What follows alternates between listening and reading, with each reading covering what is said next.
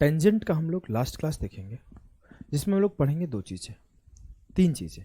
एक direct common tangent क्या होता है, एक ट्रांसवर्स कॉमन टेंजेंट क्या होता है, और ये दोनों डायरेक्ट कॉमन टेंजेंट और ट्रांसवर्स कॉमन टेंजेंट जो होते हैं, जब दो सर्कल एक दूसरे से दूर होता है तब खींचा जाता है, लेकिन जब दो सर्कल एक दूसरे को टच कर जाए तो भी एक डायरेक्ट कॉमन टेंजेंट खींचा जाता है, जिसपे एसएससी अभी खूब सारे सवाल पूछ रही है।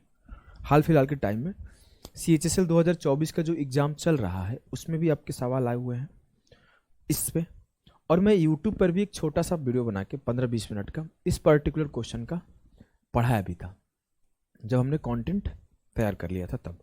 और इसके बाद हम लोग पढ़ेंगे एक चीज़ और, वो पढ़ेंगे कि किसी भी दो सर्कल के बीच में कितने टेंजेंट ड्रॉ हो सकते हैं।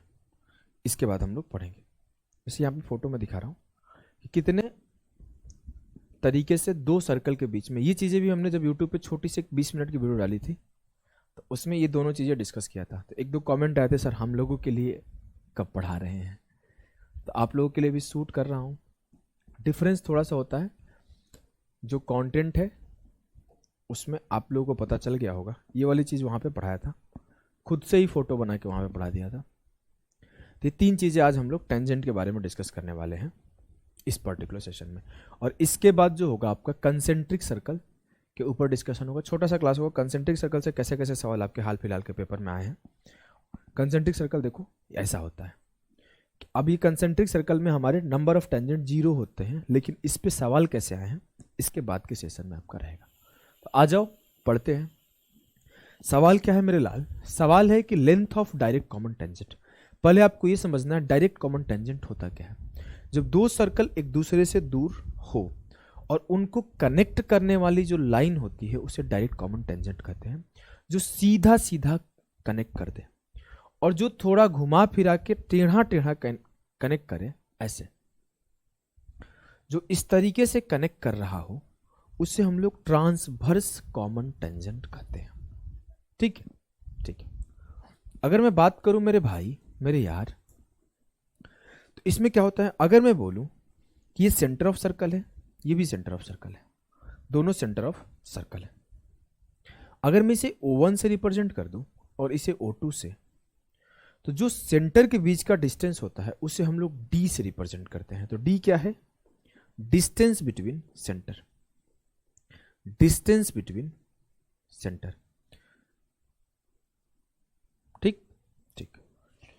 अब मैं आगे बोलूं, ये क्या है, length of direct common tangent, length of direct common tangent, जिसे हम लोग DCT से रिप्रेजेंट कर रहे हैं। तो DCT का मतलब क्या है, length of direct common tangent, direct common tangent. और जो ये है डिफरेंस ऑफ रेडियस है। अगर मैं बोलूं तो यहां पे ध्यान से देखो, आपको एक बात बहुत बार पढ़ा चुका हूं कि सेंटर से जो टेंजेंशियल पॉइंट होता है उसको मिलाते हैं तो हमेशा वो 90 डिग्री होता है। बोलोगे जी सर। ये मेरा रेडियस है R1 जिसका सेंटर है O1, ये मेरा रेडियस है R2 जिसका सेंटर है O2। मैंने इस डिस्टेंस के पैरेलल एक लाइन और ड्रॉ किया, पैरेलल लाइन ड्रॉ किया तो ये लाइन ड्रॉ हो गया। बोलोगे जी सर। तो ये में पूरा R1 था और ये R2 था, तो ये लाइन इसके पैरेलल है तो ये डिस्टेंस भी R2 होगा, क्योंकि आपको पता है दो पैरेलल लाइन के बीच का डिस्टेंस हमेशा बराबर होता है, तो ये भी R2 हो जाएगा। तो मेरा जो छोटू सा डिस्टेंस बचा, ये छोटू सा डिस्टेंस बचा, ये क्या होगा, R1 माइनस R2। तो मुझे एक राइट एंगल ट्रायंगल फॉर्म होते दिखेगा। राइट एंगल ट्रायंगल में आप ध्यान से देखोगे तो जो ये डिस्टेंस होगा इसको मैं इधर बनाया हूं R1 माइनस R2, और जो आपका डायरेक्ट कॉमन टेंजेंट है वो हाइपोटेनस की तरह काम कर रहा है। अब सॉरी, जो आपका डिस्टेंस बिटवीन सेंटर है, माफ करना, जो आपका डिस्टेंस बिटवीन सेंटर है वो आपको 90 के सामने है, तो ये हाइपोटेनस की तरह काम कर रहा है, तो ये आपका हो गया D। और जो आपका डायरेक्ट कॉमन टेंजेंट है वो परपेंडिकुलर की तरह काम कर रहा है, तो DCT R1 minus R2 D एक राइट एंगल ट्रायंगल फॉर्म किया। तो यू कैन इजीली से कि DCT बराबर होगा D का square minus R1 minus R2 का square. But in the case of TCT, in the case of transverse common tangent, अगर आप देखोगे तो ये मेरा ट्रांसवर्स कॉमन टेंजेंट है, ये भी मेरा ट्रांसवर्स कॉमन टेंजेंट है। बोलोगे जी सर। यहां से सेंटर का डिस्टेंस, यहां से सेंटर से हमने मैच कराया तो ये भी 90 होगा, यहां से सेंटर से हमने मैच कराया, ये भी 90 होगा, यहां से सेंटर हमने मैच कराया, ये भी 90 होगा। बोलोगे बात में आपका दम है सर। अब आप ध्यान से देखो, जब हमने बोला इस R2 से एक लाइन हमने ऐसे ड्रॉ किया, आगे बढ़ाते चला गया, ये लाइन आगे तक आया, ठीक। ये मेरा क्या था, सेंटर का डिस्टेंस था, जो कि लाइन ड्रॉ नहीं था यहां पे। ये मेरा डिस्टेंस बिटवीन सेंटर था ना। बोलोगे जी सर ये डिस्टेंस बिटवीन सेंटर था यहां से यहां तक, और मैं इसके पैरेलल ही ये लाइन खींचा, और मैं इससे भी इसका रेडियस खींचना शुरू किया, रेडियस खींच दिया सर। अब मुझे जब रेडियस खींचा तो मुझे इस पॉइंट पे कट होता हुआ मिला, इस पॉइंट पे कट होता हुआ मिला, और ये डिस्टेंस क्या था, R2। अब मैं देखूं तो मुझे फिर से एक राइट एंगल ट्रायंगल फॉर्म होते दिखेगा, जहां पे ये 90 होगा, और ये मेरा ये R1 प्लस R2 होगा, और ये डिस्टेंस बिटवीन सेंटर होगा इसके पैरेलल, और मेरा ये ट्रांसवर्स कॉमन टेंजेंट होगा। फिर से मेरा राइट एंगल ट्रायंगल बना, जहां पे मेरा ये लेंथ मैं बोल सकता हूं R1 प्लस R2 है, ये मेरा क्या है TCT ट्रांसवर्स कॉमन टेंजेंट, और ये मेरा क्या है डिस्टेंस बिटवीन सेंटर। और जब हमसे बोला गया TCT बताओ, तो मैं बोल दिया डिस्टेंस का square minus R1 plus R2 का स्क्वायर। आप कंफ्यूज हो जाओगे कई बार, कहां पे R1 माइनस R2 होता है, कहां पे R1 प्लस R2 होता है। तो इसको याद रखने का तरीका एक ही है, जो डायरेक्ट कॉमन टेंजेंट है वो सीधा सीधा चलता है, तो रेडियस का डिफरेंस ले लो, मतलब माइनस का चिन्ह ले लो। और जो मेरा ट्रांसवर्स कॉमन टेंजेंट है एक दूसरे को कट करता है, मतलब इस लाइन पर एक कट करा दो, मतलब प्लस का चिन्ह ले लो, रेडियस का सम ले लो। एक और तरीका है याद करने का, मैं तरीका याद कराता हूं। जो मेरा ट्रांसवर्स कॉमन टेंजेंट है और जो मेरा डायरेक्ट कॉमन टेंजेंट है, वो एक राइट एंगल ट्रायंगल पे बनता है। बोलोगे जी सर, और दोनों ही परपेंडिकुलर की तरह काम करता है। जी सर, मान लिया ये मेरा DCT है और ये मेरा TCT है। ये फोटो अच्छा नहीं बना है, इसको फिर से बनाते हैं। ये मेरा TCT है। अगर मैं बोलूं तो ये मेरा जो हाइपोटेनस है वो डिस्टेंस बिटवीन सेंटर का काम करता है, जो हाइपोटेनस है वो डिस्टेंस बिटवीन सेंटर का काम करता है। बात जब ट्रांसवर्स कॉमन टेंजेंट का है तो T मतलब जोड़ का चिन्ह ले लो, सम ऑफ रेडियस, और D मतलब घटाव का चिन्ह ले लो, डिफरेंस ऑफ रेडियस। अब आपसे कोई DCT निकालने बोले तो भी निकाल सकते हो, आपसे कोई TCT निकालने बोले तो भी निकाल सकते हो। जो DCT आएगा वो क्या आएगा सर, DCT आएगा D का square minus R1 minus R2 का स्क्वायर का स्क्वायर रूट, और जो मेरा TCT आएगा वो आएगा D का square minus R1 plus R2 का स्क्वायर। अब आपसे कोई पूछ दे कि डायरेक्ट कॉमन टेंजेंट बड़ा होता है कि ट्रांसवर्स कॉमन टेंजेंट, तो आप इजीली बोलोगे सर कि डिस्टेंस अगर सेम है, मैंने दो सर्कल ड्रॉ कर दिया, एक ही साथ दो सर्कल ड्रॉ कर दिया, और बोला कि इसका DCT बड़ा होगा कि TCT बड़ा होगा, DCT कितना बड़ा होगा TCT से, या फिर कौन बड़ा होगा।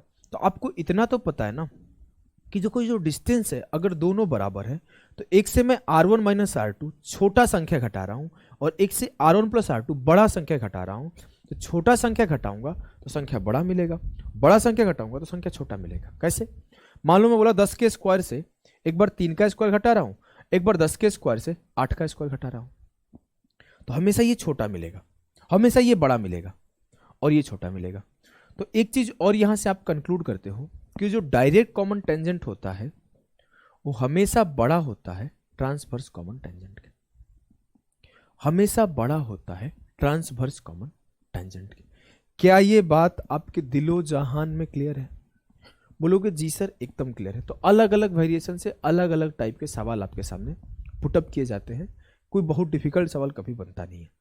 अगर आप थोड़ा सा भी ध्यान से पढ़ते हो तो सारे सवाल इजीली सॉल्व हो जाते हैं, सवाल को बस ध्यान से पढ़ना होता है। सवाल क्या है ध्यान से देखो, the radius of two circle is 12 centimetre and 9 centimetre, the distance between the centre of the circle is 15, what is the length of DCT, direct common tangent की वैल्यू बताए। तो DCT की वैल्यू आपको अच्छे से पता है सर, जो डायरेक्ट कॉमन टेंजेंट होता है वो बराबर होता है centre between, distance between centre minus R1 minus R2 का स्क्वायर। D की वैल्यू क्या है, D की वैल्यू है 15, और रेडियस की वैल्यू है 12 माइनस 9। तो आप बोलोगे 15 का स्क्वायर माइनस 3 का स्क्वायर, तो 15 माइनस 3 12, 15 प्लस 3 18, 6 यहां से निकल जाएगा, 6 यहां से निकल जाएगा, तो 6 इंटू 2 गुणे 3 6। जो length of direct common tangent आएगा वो 6√6 आएगा। Length of direct common tangent आएगा वो 6√6 आएगा। क्लियर है? क्लियर है। इस सवाल को करो। There are two circle of a radius 5 and 3 respectively. The distance between their center is thus the length of transverse common tangent. आपको इस बार उभयनिष्ठ स्पर्श रेखा, अनुप्रस्थ उभयनिष्ठ स्पर्श रेखा की लंबाई पूछा है, ट्रांसवर्स कॉमन टेंजेंट का लेंथ पूछा है। आपको पता है कि सर TCT क्या आता है, d का square minus R1 plus R2 का स्क्वायर। आई कैन इजीली से डिस्टेंस बिटवीन सेंटर दिया हुआ है 10 और R1 प्लस R2 हो जाएगा 5 प्लस 3 8। 10 का स्क्वायर माइनस 8 का स्क्वायर बराबर 6 का स्क्वायर आता है, तो TCT का लेंथ आ जाएगा 6, क्योंकि 6 8 10 इज अ ट्रिपलेट, तो 10 का स्क्वायर माइनस 8 का स्क्वायर, तो ये 6 आएगा उत्तर। क्लियर है? क्लियर है। क्लियर है तो इस सवाल को सॉल्व करो।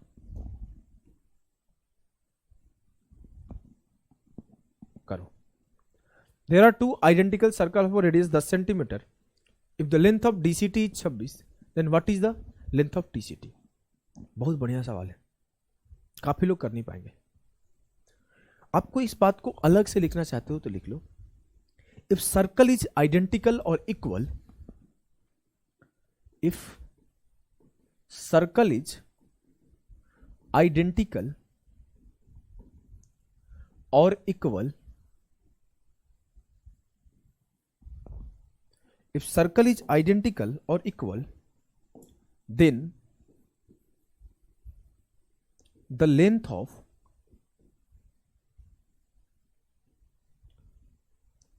direct common tangent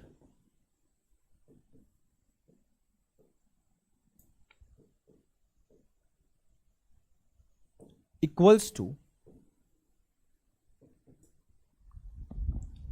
the distance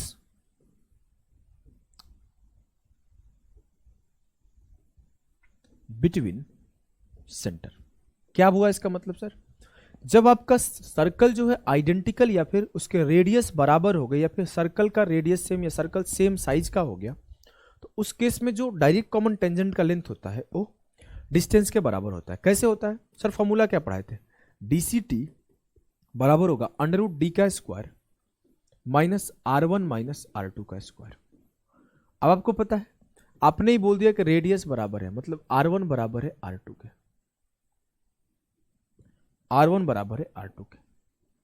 अब जब R1 बराबर R2 बोल दिए तो R1 से R2 गया 0, तो DCT बराबर होगा d स्क्वायर का स्क्वायर रूट, क्योंकि ये तो 0 हो गया, ये तो अब 0 हो गया, तो DCT बराबर होगा d के, DCT बराबर होगा d के।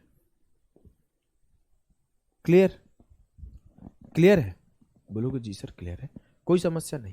अगर आप फोटो बना के समझना चाहते हो तो फोटो बना के भी समझ सकते हो कि मैंने ये सर्कल एक ड्रॉ किया, मैंने एक सर्कल ये ड्रॉ किया, मैं इसके सेम साइज का एक और सर्कल ड्रॉ कर देता हूं। हमने एक सेम साइज का सर्कल ड्रॉ कर दिया, मैंने पहले एक सर्कल जैसे ड्रॉ किया, फिर इसका एक सेम साइज का और सर्कल इसके सामने ड्रॉ कर दिया, दोनों के बीच का डिस्टेंस कुछ भी हो।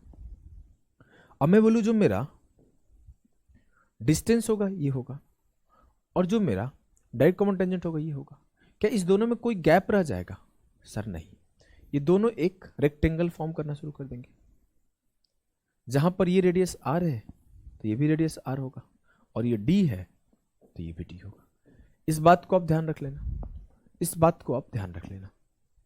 अगर इस बात को आप ध्यान रख लेते हो तो ये सवाल बोला there are two identical circle. जैसे ये लाइन बोला कि दो सर्कल बराबर है और उसका लेंथ रेडियस 10 सेंटीमीटर है और length of direct common tangent 26 है, वो जैसे बोला कि DCT 26 है तो लोगों के लिए वो सिर्फ DCT है, मेरे लिए तो डिस्टेंस भी है, मेरे लिए तो डिस्टेंस भी है 26। मुझसे बोला TCT बताओ तो मैं TCT इजीली बता दूंगा कि 26 का square minus R1 plus R2 मतलब 10 प्लस 10 20 का स्क्वायर, 26 माइनस 20 हो जाएगा 6 और 26 प्लस 20 हो जाएगा 46। तो इससे 2 और इससे 2 बाहर निकल जाएगा। यहाँ क्या बचा 3 और यहाँ क्या बचा 23, तो 23 दिया 69, 2√69 will be the correct answer. 2√69 will be the सही उत्तर ऑफ द सवाल। क्लियर है? क्लियर है। इस सवाल को बोलो। सवाल बोला है कि the radius of a two circle, radius of a two circle is 3 and 4, the distance between the centre of the circle is 10, what is the ratio of the length of DCT to the length of TCT. Direct common tangent और transverse common tangent के बीच का ratio बताओ अगर radius आपको दिया हुआ है। Easily आप फॉर्मूला लगा दोगे कि 10 का स्क्वायर माइनस 4 माइनस 3 1 का स्क्वायर और 10 का स्क्वायर माइनस 4 प्लस 3 10 का स्क्वायर। 10 से 1 गया 9 और 10 1 11 और 10 से 7 गया 3 और 10 7 17। 3 से इसे काट दोगे तो 3 बार चला जाएगा, तो √11 तिया 33 रेशियो √17 उत्तर होगा। √33 रेशियो √17 विल बी द सही उत्तर। क्या आपको कोई दिक्कत है? बोलोगे नहीं सर कोई दिक्कत नहीं है। अगला आ जाओ जो कि बहुत बेहतरीन सा चीज है कि when two circle touches each other externally then the length of direct common tangent क्या होगा। जब ये एक दूसरे को टच कर रहे हैं तो सिर्फ एक छोटा सा चीज बदल रहा है। जानते हो क्या बदल रहा है? ये जो हम लोग डिस्टेंस d देख रहे थे ना, अब वो distance d r1 plus r2 हो गया। अब वो distance d r1 plus r2 हो गया। तो अगर लेंथ ऑफ dct निकालोगे तो क्या हो जाएगा? सर d के जगह पे मैं क्या लिख सकता हूं? r1 प्लस r2, और मेरा जो डिफरेंस ऑफ रेडियस था यहां था ही, तो r1 प्लस r2 का whole square minus r1 minus r2 का होल स्क्वायर। बचपन से आपको एल्जेब्रा पढ़ा रखा हूं कि जो a प्लस बी का होल स्क्वायर है वो माइनस होता है a माइनस बी के होल स्क्वायर के, तो ये 4ab निकल के आता है। तो यहां से निकल के आएगा 4r1 r2। तो जो length of direct common tangent है 4r1 r2, 4 का स्क्वायर रूट किए तो आपका निकल के आया 2√r1 r2, 2√r1 r2। क्या आपको चीजें में दिक्कत है? कोई दिक्कत नहीं है। अब एक एक्स्ट्रा चीज आपको यहां से और सीखने को मिलता है। हमने फर्स्ट क्लास में सिखाया था कि किसी एक पॉइंट से अगर दो टेंजेंट में ड्रॉ करता हूं तो लेंथ ऑफ टेंजेंट हमेशा बराबर होता है। बोलोगे जी सर। हमने साथ के साथ एक बात और बोलता हूं कि अगर ये मेरा डायरेक्ट कॉमन टेंजेंट है तो मैं यहां पर एक और टेंजेंट ड्रॉ कर सकता हूं, कर दिया। अब इस पॉइंट से हमने एक टेंजेंट ड्रॉ किया, चलो मैं अलग से फोटो बनाता हूं। हमने बोला इस पॉइंट से हमने एक टेंजेंट ड्रॉ किया। मैं बोलूंगा अगर ये मेरा ए है तो ये भी मेरा ए होगा, क्योंकि इस टेंजेंट से दोनों टेंजेंट बराबर हो गए इस पॉइंट से। अब इस पॉइंट से भी दोनों टेंजेंट बराबर होंगे, तो ये मेरा ए है तो ये भी मेरा ए होगा। मतलब जो डीसीटी का लेंथ होगा वो 2a हो जाएगा।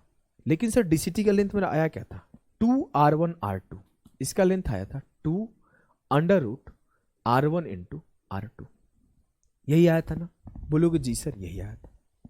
अब मैं क्या बोलूंगा? अगर वो 2r1 r2 आया था तो ये दो इक्वल भागों में बढ़ जाएगा, तो इसका लेंथ हो जाएगा r1 और इसका लेंथ हो जाएगा √r1 r2, दो बराबर बराबर। अब ये बराबर है तो ये भी तो √r1 r2 हो गया। बोलोगे जी सर ये भी √r1 r2 हो गया। राइट एंगल ट्रायंगल में एक बेहतरीन सा कॉन्सेप्ट आपको सिखाया गया है कि जो राइट एंगल ट्रायंगल होता है उसका जो लेंथ ऑफ मीडियन होता है वो आधा होता है हाइपोटेनस का, या फिर आप बोलोगे कि लेंथ ऑफ मीडियन को हम लोग ये भी बोल देते हैं कि वो circum radius of the right angle triangle है, जो कि हाइपोटेनस का आधा होता है। या फिर हम लोग ऐसे भी इसे बोलते हैं कि जो हाइपोटेनस है उसको आप डायमीटर मान के एक सेमी सर्कल ड्रॉ किए हो, और जो ये पॉइंट है वो सेंटर है। तो मतलब ये भी मेरा रेडियस है, ये भी मेरा रेडियस है, ये भी मेरा रेडियस है। क्योंकि अगर ये सर्कल पूरा कर दोगे तो ये आपका पूरा फुल सर्कल हो जाएगा, लेकिन हमने सेमी सर्कल बोला। इट मीन सब जब भी ऐसा केस बने कि ये बराबर इसके बराबर ये है तो वहां पर एक राइट एंगल ट्रायंगल फॉर्म हो रहा होगा। तो मैं ये बात बोल सकता हूं जो ये है वो एक राइट एंगल ट्रायंगल फॉर्म हो रहा है। जो ये है एक राइट एंगल ट्रायंगल फॉर्म हो रहा है। जो मेरा ये है वो एक राइट एंगल ट्रायंगल फॉर्म हो रहा है। तो आपसे कल को ये भी पूछ दे कि यहां पर क्या एंगल फॉर्म होगा, तो यू कैन इजीली से कि theta will be the 90 degree. And the next thing, ऐसा जरूरी नहीं कि कल कोई सिर्फ यही पूछे। अब मैंने ये चीज क्या समझाया था कि जब भी ऐसा केस हो कि ये बराबर है इसके बराबर है इसके, तो यहाँ पे 90 डिग्री फॉर्म होता है। या फिर मैं बोल सकता हूँ कि इसको आप डायमीटर मान के और इसके बीच सेंटर मान के और इस 90 डिग्री वाले पॉइंट से एक सर्कल ड्रॉ कर सकते हो। तो कल को ऐसा भी तो सवाल बना सकता है एग्जामिनर, कल को ऐसा भी तो सवाल बना सकता है एग्जामिनर कि यहां से वो एक सर्कल ड्रॉ कर दे ऐसे।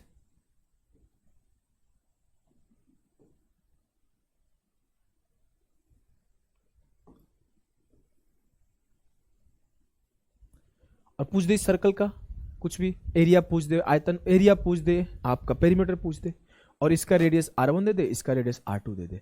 तो जो ये सर्कल फॉर्म होगा, तीसरा सर्कल जो यहां पे तीसरा सर्कल फॉर्म हो रहा है, वो तीसरा सर्कल का रेडियस अगर मैं r मानूं तो वो रेडियस क्या आता है, √r1r2। यही से प्रूफ हो गया। तो सवाल को जब थोड़ा बहुत परेशान करने लायक बनाएगा तो कुछ करेगा थोड़ी। अब खुद सोचो आपके सामने अचानक से ऐसे 3 सर्कल फॉर्म होके आ गए हैं, तो आपका दिमाग उड़ जाएगा, क्या पूछ दिया। लेकिन अगर आपका कॉन्सेप्ट क्लियर है तो आपका दिमाग नहीं उड़ेगा।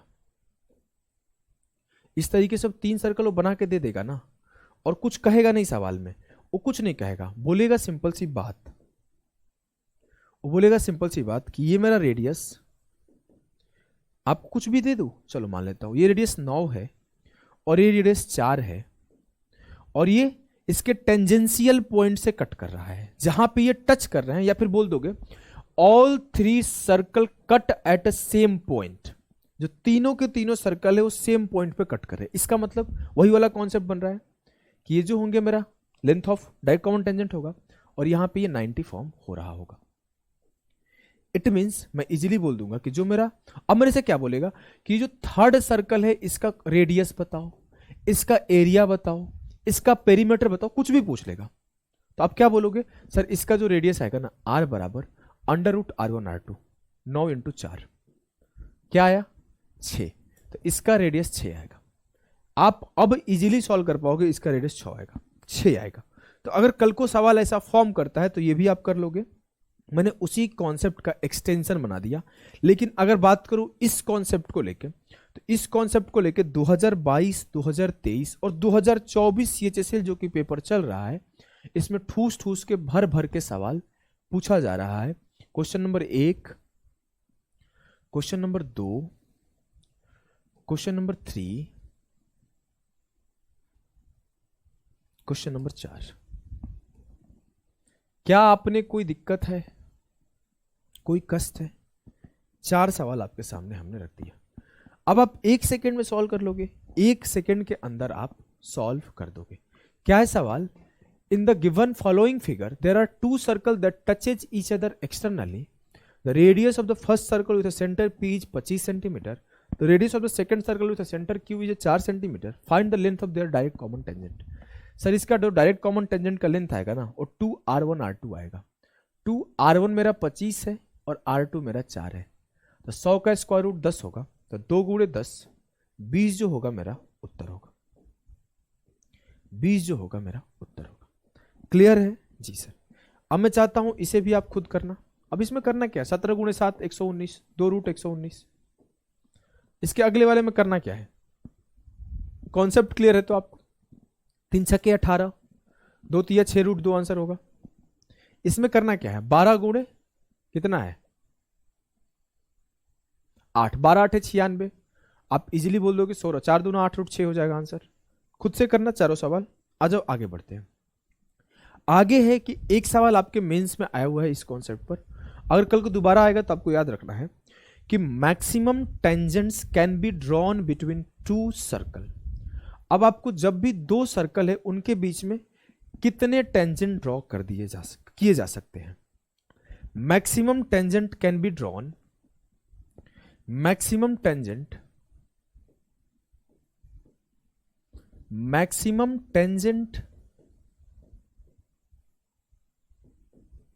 can be drawn between 2 circle, between 2 circle। अब पहला केस, इसमें पहला केस क्या आएगा, when circle do not touch each other, when to circles do not touch each other, जब वो दोनों एक दूसरे को टच नहीं करते हैं। जब वो टच नहीं करेंगे तो टोटल 4 टेंजेंट बिटवीन देम हम लोग बना सकते हैं। जो ये 2 होगा वो डायरेक्ट कॉमन टेंजेंट होगा, और जो ये 2 होगा वो ट्रांसवर्स कॉमन टेंजेंट होगा। ठीक है, ठीक है। But when to circles touch each other externally, जब वो एक्सटर्नली एक दूसरे को टच कर रहा हो, तो आप बोलोगे ये 2 मैं डायरेक्ट कॉमन टेंजेंट ड्रॉ कर सकता हूं, और एक उनको बीचों बीच टच करते हुए तीसरा टेंजेंट ड्रॉ करूंगा, तो उनके बीच में टोटल 3 टेंजेंट ड्रॉ होगा। तीसरा होगा when they cut each other, when to circles cut each other, जब वो एक दूसरे को कट कर देगा तो उस केस में आपके 2 टेंजेंट ड्रॉ होंगे, और दोनों के दोनों डायरेक्ट कॉमन टेंजेंट ड्रॉ होंगे। अगला केस होगा when inside each other, when two circle touch each other internally.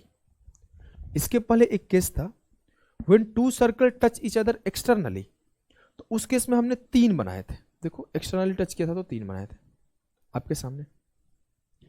When two circle touch each other externally तो 3 बना था, लेकिन अब ये इंटरनली टच कर रहा है, तो सिर्फ इसको एक ही पॉइंट पे कट करते हुए एक जाएगा टेंजेंट।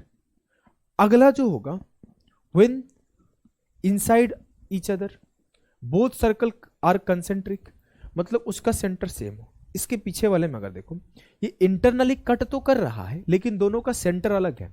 अगर मैं बात करूं बड़े वाले सर्कल का तो उसका सेंटर ये है, और बात करूं छोटे वाले सर्कल का तो उसका सेंटर ये है। लेकिन जब उसका सेंटर भी समान हो जाए, उसका केंद्रीय वृत्त हो जाए कंसेंट्रिक, सेम केंद्र वाले 2 हो जाए, तो उनके बीच में 0 कॉमन टेंजेंट ड्रॉ होगा। 0 कॉमन टेंजेंट ड्रॉ होगा। तो इस कॉन्सेप्ट को भी याद रखना है, फोटो के साथ बताया गया है। एक सवाल आपका मेंस में आया था, तो देखो ये सवाल आप इजीली कर लोगे। बोला है what can be the maximum number of common tangent which can be drawn to non intersecting circle. अब 2 नॉन इंटरसेक्टिंग है तो इनके बीच में 4 ड्रॉ किया जा सकता है। क्लियर है? बोलोगे जी सर क्लियर है। तो आपका यहाँ पे टेंजेंट इंड होता है। अभी के लिए इतना ही। टाटा बाय बाय सभी को।